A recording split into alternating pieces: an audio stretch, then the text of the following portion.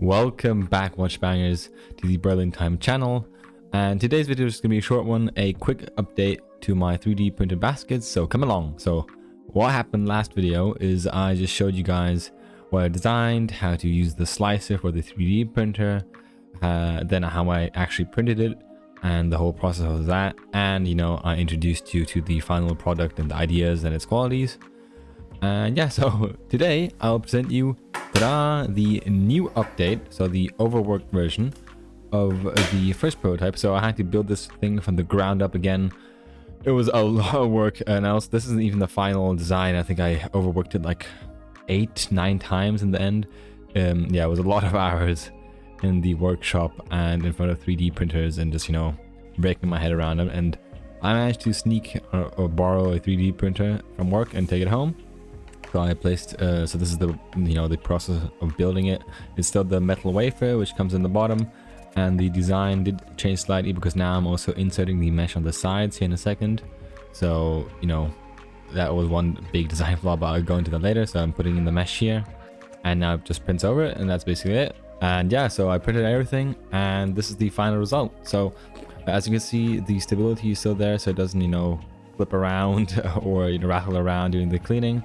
I did not print the holder or the lid yet because I'm just too burnt out, and I'm not sure if I'm still going to do it, but we'll just see. So as you can see, not a lot has changed. We still have the same basket, but with different compartments. So we have a 4-compartment basket, a 2-compartment basket, a 3-compartment basket, and a basket with no compartments at all. And this is an interchangeable system, so you can just snap them out of their little holders. So you just, there we go.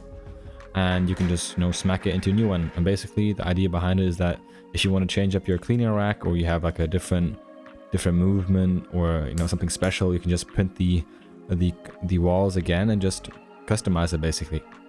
Now another improvement I did is I decreased the height of the basket itself and the diameter. So this is almost 6 millimeters smaller, which is pretty crazy. And I fixed a little personal issue I had with the print quality over the wafer. There was a little space there, and I managed to get rid of it, which was pretty cool. And obviously I now also have the meshed sides, which was a big feedback or a big piece of criticism I received from all of you guys. So yeah, I managed to find out a system there, and I also put in the mesh into the walls in between, so if the flow is maximized of the liquid. So yeah, that's a good thing going for us. Now, a bad thing is this post system, which obviously does work, but it's very fragile, and so are the walls. They're really thin, and I mean, it's a very fragile build, I'd say, in total. But yeah, that's basically it, and you can just push them back together, and I hope you guys like the design. I'm not really sure if I'm going to continue this whole project, the watch cleaning project, and all this stuff, because the watch cleaning machine project, I'm still going to upload my stuff, but I'm just going to put a pause on this because with the upcoming bachelor's thesis and uni and everything else, I just really don't have time, and I'm really burned out.